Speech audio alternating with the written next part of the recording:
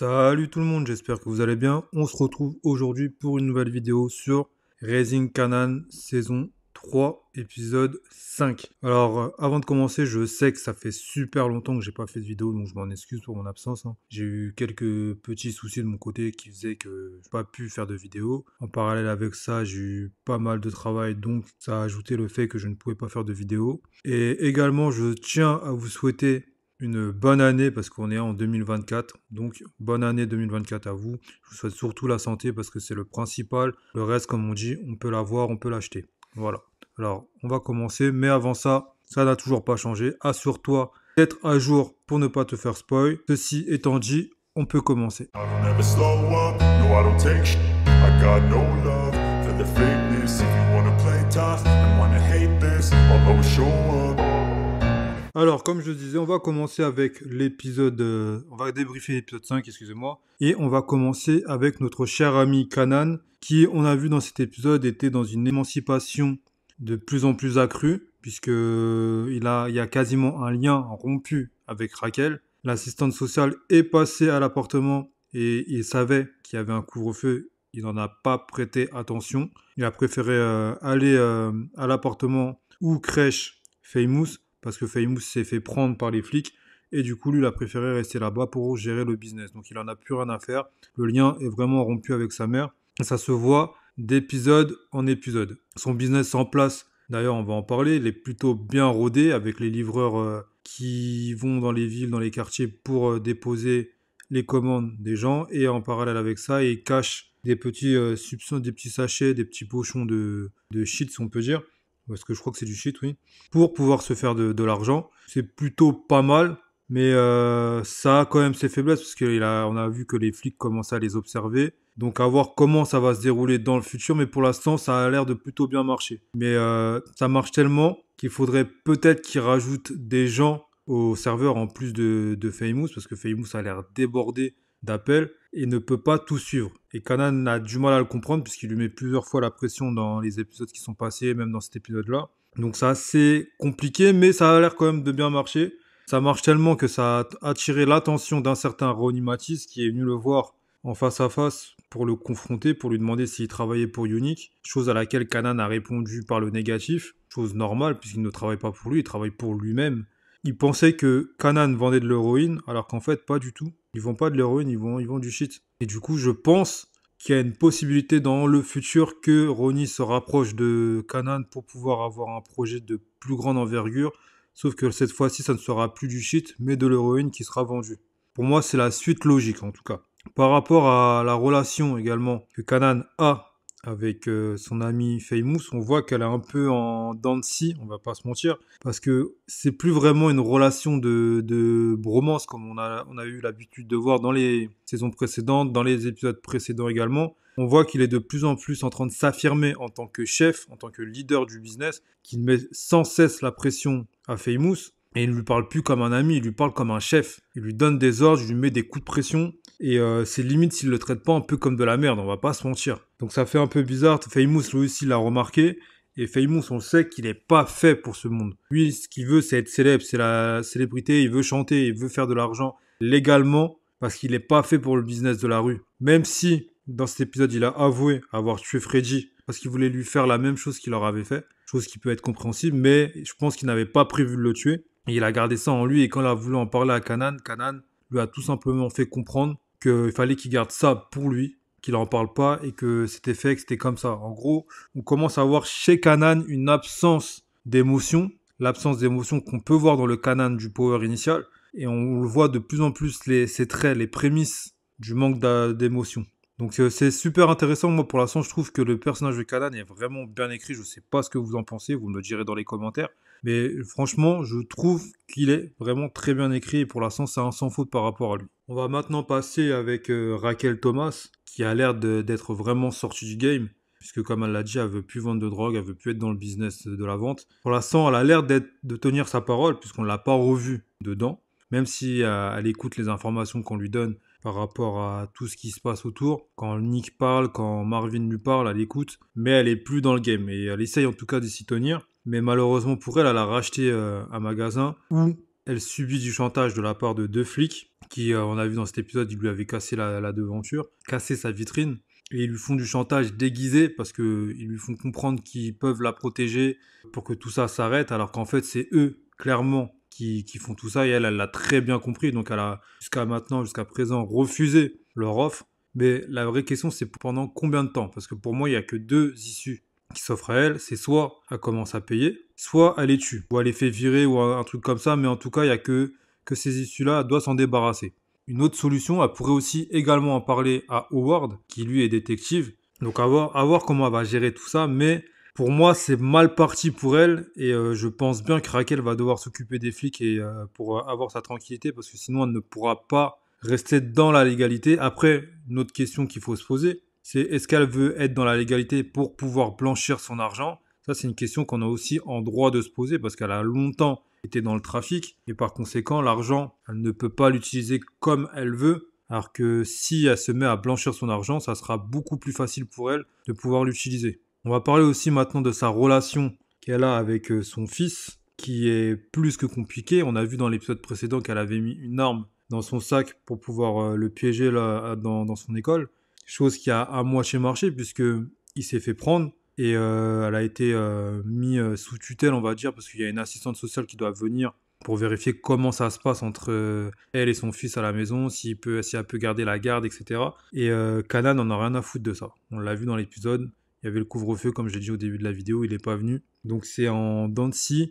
Elle arrive même plus à avoir de conversation avec son fils, parce il y a une scène dedans où elle lui parle et que Kanan est en train de prendre son petit déjeuner. D'ailleurs, c'est le lendemain de la visite de l'assistante sociale. Elle lui parle, mais lui il ne répond pas du tout, il la calcule pas et elle lui fait bien comprendre que c'est pas parce que il répond pas qu'elle va pas continuer à lui parler et que c'est pas en l'ignorant que les choses vont avancer. Que si il continue ses conneries, il sera obligé d'être placé dans un foyer. Et je sais pas si ça va changer la donne pour Kanan, mais en tout cas, ça pourrait dévaster Raquel si ça se passait. Ça, c'est une chose qui est certaine parce qu'elle aime son fils, malgré toutes ces manipulations. D'ailleurs, toutes les manipulations qu'elle a pu faire depuis le début de la série, c'est uniquement dans le sens de Kanan parce qu'elle aime son fils et elle veut l'avoir près de lui. Ça excuse pas la manipulation, mais elle l'a fait par amour pour son fils. Une dernière chose qui m'a aussi titillé pendant l'épisode, quand l'assistante sociale est venue, elle s'est présentée au nom de Laura Walsh. Et je sais pas si vous vous rappelez, mais dans le power initial, Ghost, ou plutôt James St. Patrick, parce que là c'était James St. Patrick et pas son alter ego, avait été embauché par Laurette Walsh, qui était une démocrate. Je sais pas si il y a un lien entre les deux personnages, mais ce qui est sûr, c'est que les deux personnages se ressemblent. On pourrait même croire que c'est Laurette Walsh en plus jeune. Donc à voir comment ça va évoluer, mais je serais pas étonné que les deux personnages aient un lien assez étroit. Maintenant, on va passer à un autre personnage en la personne de Marvin Thomas, parce que c'est le personnage préféré de ton personnage préféré, et on va pas se mentir. C'est le personnage préféré de tout le monde. C'est le personnage le plus loyal de la série, comme on a pu le dire pendant le live avec Freddy. Donc oui, le personnage vraiment loyal qui essaye d'être là pour tout le monde, qui essaye d'arranger tout le monde. On l'a vu être là pour son pote de thérapie, Gérald, qu'il a été chercher alors qu'il faisait une petite défonce. On voit être là pour sa sœur Raquel, il l'aide à nettoyer les dégâts causés par les flics. Il lui parle en même temps du business, il lui donne les informations par rapport à Jean qui a été exécuté alors que sa grand-mère était dans les parages. On le voit aller voir Lou et le soutenir dans son projet avec les artistes dans le bar. Donc ouais, il essaye d'être vraiment là pour tout le monde. Sa relation avec sa fille, Jukebox, est au beau fixe. Franchement, c'est beau. On a vu au début de la série qu'il y avait une rupture totale entre les deux, où il avait même été jusqu'à l'étrangler. Maintenant, ils arrivent à rigoler ensemble. Ça parle d'une potentielle cible. Il lui dit qu'elle a bon goût, etc., qu'elle ressemble à son père. Donc, il a vraiment fait un énorme travail sur lui-même. Et c'est pour moi le personnage qui est le mieux écrit de la série jusqu'à présent. Je sais pas ce que vous en pensez, vous me le direz également dans les commentaires, mais pour moi c'est vraiment le mieux écrit. Mais maintenant il y a des questions qui doivent se poser par rapport à tout ça, tout ce que j'ai dit. Déjà on va commencer par la mort de Jean, parce que c'est comme il le dit dans l'épisode, c'est lui qui le fournissait. Donc ça va poser un problème pour son business, parce qu'il va devoir chercher un nouveau fournisseur pour son business à Manhattan. Et ça m'étonnerait pas que lui aussi se tourne vers Juliana, vers les Colombiens, pour voir s'il y a quelque chose à faire avec eux. Mais ça s'annonce assez compliqué. Et peut-être qu'il travaillera lui aussi avec son neveu, même s'il n'en a pas envie. Peut-être qu'il se retournera vers Kanan, parce que Kanan est dans un business assez fructueux. Donc à voir comment ça va se dérouler pour Marvin, pour son business en tout cas. mais ça s'annonce pas très bon. Ensuite, la relation qu'il a avec sa fille est bien trop belle à mon goût. Et pour moi, c'est un peu le calme avant la tempête. Ça m'étonnerait pas que Marvin finisse par se faire canner dans cette saison-là, parce que c'est beaucoup trop beau. Tout est beau, tout est bleu, et on sait très bien que dans Power, quand un personnage est au max, est au top, tout se passe bien pour lui, bah il finit toujours par mourir. C'est dommage, mais faut s'attendre à ce que Marvin ne finisse pas la saison, parce que on a déjà vu dans la saison précédente où il a failli se faire tuer pendant la fusillade avec les Italiens. Et faut s'attendre à ce que cette saison, ça soit lui qui y passe. Après, qui va le tuer? Ça, je ne sais pas. Comment va-t-il mourir? Je ne sais pas non plus.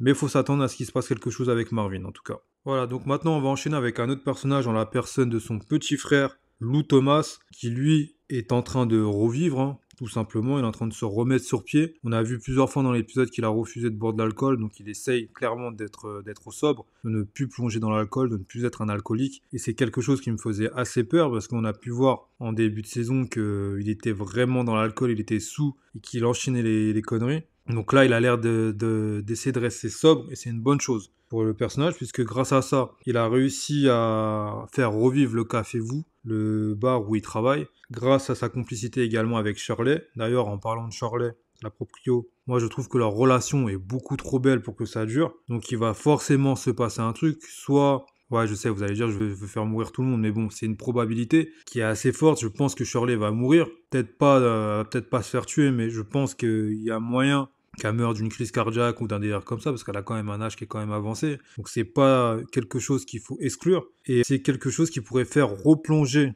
Lou dans ses dérives, parce que le personnage de Lou, c'est un peu ça en fait. C'est qu'à chaque fois, il commence un projet, et ça se passe pas comme il veut, et Raquel ne cesse de le répéter. C'est une personne en qui on ne peut pas investir, c'est de l'argent jeté en l'air, jeté par les fenêtres comme elle a dit. Il commence un projet et son projet n'aboutit pas, parce qu'il y a toujours quelque chose qui se passe. On a vu avec le studio où il avait mis toute son énergie dedans, au final il s'est fait fusiller, il y a eu une fusillade dedans, il a perdu sa petite amie, qui était sa seule chanteuse. Il a perdu Krone, il pensait que c'était lui qui allait être propriétaire, mais au final, sa sœur l'a doublé. Et là, je pense qu'il va se passer à peu près la même chose avec le Café Vous. Il va forcément se passer quelque chose et il ne pourra pas y échapper. Et c'est dommage parce que c'est un personnage, on voit qu'il veut s'en sortir, qu'il veut sortir du business. Il est un peu comme Ghost en fait. C'est dans cette image-là où le mec a très vite compris que la rue c'était pas pour lui, qu'il voulait pas rester là-dedans parce que ça te brûle ton âme, et que lui ce qu'il veut c'est la légalité, c'est la musique, c'est un business précis. Et c'est dommage, mais on va voir comment ça va évoluer. Mais en tout cas, Lou,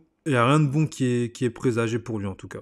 On passe maintenant à Jukebox, qui elle est à l'image de son père, tout simplement. C'est le lien de la famille Thomas. C'est le deuxième personnage le plus loyal de la série quand même. Elle est là pour sa tante, elle est là pour son cousin, elle est même là pour Lou. C'est elle qui l'a un peu remis sur pied, si on regarde bien. Donc c'est le deuxième lien de la famille Thomas après son père. On voit qu'on peut voir dans cet épisode qu'elle a une place assez solide également dans le groupe, où elle est en train d'essayer d'aider la danseuse, la chanteuse qui a un peu de mal, au nom de Aïcha. Donc il y a même une petite complicité, une petite relation qui est en train de naître, mais la question qu'on peut poser c'est est-ce que ce n'est pas une relation qui est déjà morte-née, parce que Kanan a l'air d'être très intéressé par Aïcha. Puis elle lui a dit que c'était une fille bien et qu'il fallait pas faire n'importe quoi avec elle. Maintenant, Aïcha, moi quand je la regarde, j'ai pas l'impression qu'elle soit vraiment attirée par les hommes, j'ai plus l'impression qu'elle soit attirée par les femmes et qu'elle est vraiment intéressée par Jukebox. Et comme j'ai pu le dire durant le live, est-ce que c'est pas ça qui va causer la fin du groupe au final?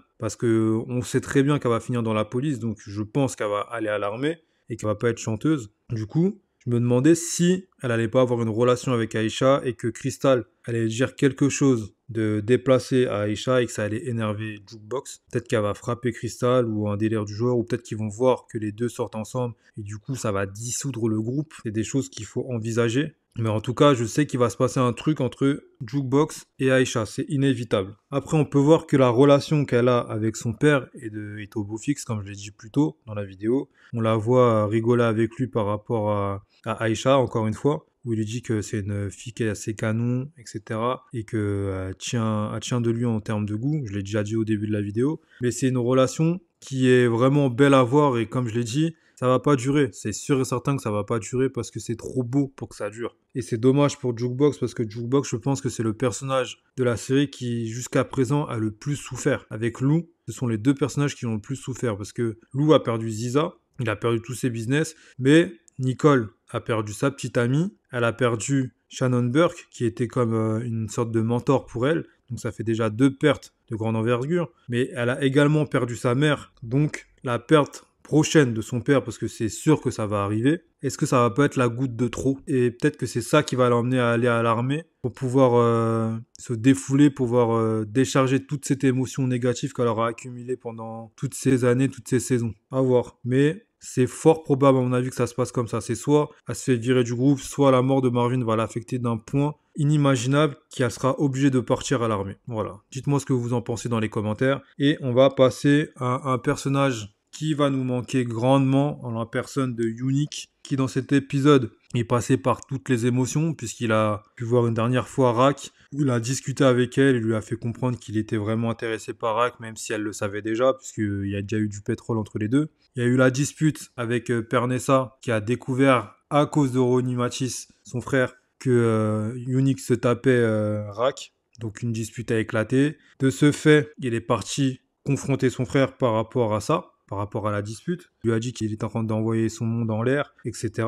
Et ça s'est pas bien fini. Mais avant d'arriver à la conclusion de cette discussion, il faut parler également de l'autre dispute qu'il a vue plus tôt dans l'épisode avec son frère au sujet du business, quand il était dans le restaurant chinois, où il voulait lui faire prendre le business du resto, et que Ronnie lui a dit qu'il n'y avait rien à faire ici, que c'était mort, et qu'il voulait pas de ce business-là, et qu'il était sûr que Unique avait d'autres business, parce que l'argent ne vient pas de nulle part, et il a pas totalement tort, mais je pense que Unique ne voulait juste pas travailler avec son frère, parce que son frère est trop instable, selon lui, et il a pas totalement tort, on va pas se mentir, puisque on a pu voir dans l'épisode que Ronnie faisait tout ce qu'il voulait, et qu'il s'en foutait un peu de la loi. Mais on va revenir un peu plus tard pour ça. Donc, c'est une dispute qui est pour moi légitime entre les deux, parce que Ronnie reproche à Unique de ne pas avoir respecté son héritage, parce qu'il apparemment lui avait laissé beaucoup de terrain, beaucoup de choses qu'il aurait dû faire fructifier, et au final il a tout perdu au profit de Rak, et qu'il n'est pas assez concentré sur le business, puisqu'il préfère se concentrer sur sa relation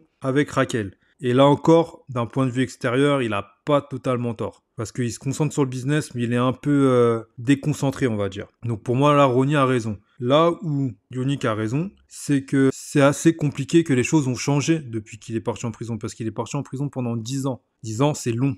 C'est très long. Donc, en 10 ans, les choses ont changé. Les codes de la rue ont changé également. Et Unique, lui, en a conscience de ça. Mais sauf que Ronnie, lui, n'a pas conscience de toutes ces choses. Parce qu'il est un peu dans son monde. Et c'est là que vient la dispute entre les deux, parce qu'ils sont pas au même degré. Et du coup, ça cause des dissonances entre les deux. Voilà. Maintenant, on va passer à la conclusion de la dispute par rapport à Raquel, par rapport à Pernessa, parce qu'il est parti le voir, comme je l'ai dit, il l'a confronté. On est suivi une bagarre entre les deux. Bagarre qui, à l'origine, avait été gagnée par Unique, puisqu'il l'avait laissé sur le sol, inconscient. Mais Ronnie s'est très très vite relevé, a pris une barre de fer et a frappé son frère par derrière. Et après, il l'a frappé au visage une dizaine de fois avec une rage bestiale, on va dire, parce que je j'ai pas d'autre mot qui me vient en tête, mais c'était une rage assez bestiale où il l'a frappé. C'est de la colère noire, pure, froide. Et je pense qu'on le pense tous, en vrai, que c'est de là que vient son nom, son surnom, parce que pour moi, c'est sûrement Bouise. Ronnie est sûrement Bouise. Et du coup, Bouise, ça fait penser un peu au froid, même si la traduction de Bouise, c'est plus par rapport au vent. Ça me fait quand même penser au froid. Et c'est un personnage qui est quand même assez froid, assez mort, on va dire. Le mec, il est là, il fait des apparitions, il te parle avec un calme, une sérénité déconcertante. Mais tu sens dans son taux de parole, dans son débit, que le mec est violent. Et il le montre dans cette scène. Il a déversé toute sa haine sur son frère et il l'a tué. Et du coup, moi, ça m'a fait un choc. Même si je m'y attendais un petit peu, ça m'a fait un choc de voir Unique se faire tuer de cette façon. Et c'est un personnage qui va nous manquer. Même si je pense qu'il avait fait pratiquement le tour de la question, il était quand même en train d'essayer de remonter un business, et ça aurait été intéressant de voir ce que ça aurait donné. Mais maintenant, je pense que ça a été fait exprès pour qu'on puisse se concentrer un petit peu plus sur deux personnages, parce qu'on a vu que Raquel s'était retirée. Donc je pense que les scénaristes ont fait exprès pour qu'on puisse se concentrer sur Kanan et sur Ronnie Matisse, qui est sûrement le personnage de Bouise. Voilà. Maintenant, ça fait une belle transition, puisqu'on va commencer à parler de Ronnie Matisse, parce qu'on a vu qu'on avait commencé l'épisode avec lui, où il est en train de braquer un mec qui voulait rentrer dans sa voiture. Il lui a volé sa voiture avec une phrase totalement lambda, où il dit nice car. Et ça m'a fait rire parce que c'est un mec qui fait un compliment au final. Il fait juste un compliment, mais le compliment, dans le son de la voix, de la façon dont il le dit, tu comprends qu'il n'est pas en train de te complimenter sur ta voiture, qu'il est en train de te dire donne-moi ta voiture. Et c'est là que c'est fort quand même de la part du personnage. En plus, il le répète après, il dit I said nice car, qui veut dire si t'as pas compris, donne-moi ta voiture. Et le mec, il a compris direct, il s'est reculé, il lui a laissé la voiture. Et c'est là que moi je trouve qu'ils sont forts avec ce personnage. Il arrive à faire comprendre ses intentions juste avec sa voix, l'intonation qu'il donne dans ses phrases. Le mec est froid, comme je l'ai dit plus tôt, il est froid en toutes circonstances. Comme la discussion, si on peut appeler ça une discussion qu'il a avec Pernessa, où Pernessa est en train de lui parler, elle lui demande où est Nick, et lui, il lui répond juste qu'il est en train de faire du pétrole avec Rack, avec une tranquillité exaspérante. Il est en train de regarder ses poissons en même temps, il en a rien à foutre de ce que Pernessa dit. Il lui balance ça, derrière Pernessa lui parle, et lui, il calcule pas. Et c'est ça la force de ce personnage. Franchement, c'est un personnage qui est assez bien écrit également. De toute façon, dans tout l'univers de Power, je pense que Raising Kanan est la série qui est la mieux écrite jusqu'à présent. Tous les personnages, c'est quasiment sans faute. Donc ouais, on va continuer à parler du personnage de Ronnie, puisqu'on a vu aussi qu'il y avait eu le premier face-à-face avec Kanan, où il l'a confronté en lui demandant qui lui vendait l'héroïne, qui était son fournisseur. Il lui a demandé s'il travaillait avec Unique, chose à laquelle a répondu Kanan, qui a parlé d'héroïne. Et après, il est parti, mais c'est la première confrontation. Et je pense que si on nous parle d'héroïne, c'est pas pour rien, et je l'ai dit en début de vidéo, je pense qu'il va essayer de s'associer avec Kanan pour pouvoir vendre de l'héroïne. Parce qu'il a vu que Kanan était un jeune qui était assez intelligent, et puis c'est le fils de Raquel. Lui, ce qu'il veut, c'est la peau de Raquel. Donc est-ce qu'il va pas faire ce que Kanan a fait avec Tariq pour tuer Ghost, mais avec Kanan, genre manipuler Kanan pour tuer Raquel. Comme ça, il a le monopole du business, et en même temps, il a Kanan avec lui. C'est une chose qu'il faut pas exclure, parce que moi, je pense que Power, en fait, c'est un cercle vicieux qui se répète à chaque génération. Et une autre chose qui est importante dans l'épisode, même si ça en a pas l'air, c'est la discussion qu'il a avec Juliana, où il lui demande de travailler avec elle, et que Juliana lui répond qu'elle a eu un passé avec Unique, et que tant que Unique sera là, elle travaillera pas avec lui, que c'est mort. Et elle insiste bien dessus. Elle dit que tant que Unique est là, il se passera rien. À ce moment-là, on a Ronnie qui lui dit que Unique, c'est son frère, il ne partira pas, il ne partira nulle part. Il le répète 2-3 fois. Mais on a vu qu'en fin d'épisode, au final, Unique était parti, puisqu'il l'a tué lui-même de rage. Je pense pas que c'était à la base volontaire, je ne pense pas qu'il voulait tuer son frère. Je pense que c'est une bagarre qui a dégénéré et que la colère a pris le dessus sur ses émotions, sur sa lucidité, etc. Et c'est pour ça que Unique est mort. Maintenant que Unique est mort, je pense qu'il va retourner voir Juliana et demander à travailler avec eux. Et c'est à partir de là que le business de Ronnie va partir et qu'il va enrôler Kanan. Parce qu'on sait, dans le Power initial, que Breeze est le mentor de Kanan. Et que je pense qu'à partir de l'épisode 6 ou 7, l'histoire de Raising Kanan commence réellement. Voilà, tout ce que j'ai à dire par rapport à cet épisode 5 de Raising Kanan. Dites-moi en commentaire ce que vous avez pensé de l'épisode. La vidéo touche à sa fin. J'espère que vous avez passé un bon moment en ma compagnie. N'hésitez pas également à liker la vidéo si vous avez aimé, à la partager et à vous abonner. Surtout, c'est très important pour le référencement de la vidéo et pour que gagner en visibilité, etc. Donc voilà, la vidéo touche à sa fin et encore une fois, je vous souhaite une très belle année 2024 et surtout une très bonne santé. Mes meilleurs vœux, j'espère que vos projets vont aboutir dans tout ce que vous allez entreprendre, hein. C'est le principal. Je vous souhaite beaucoup de bonheur et sur ce, je vous dis à bientôt pour une nouvelle vidéo. D'ici là, portez-vous bien et à plus les gars.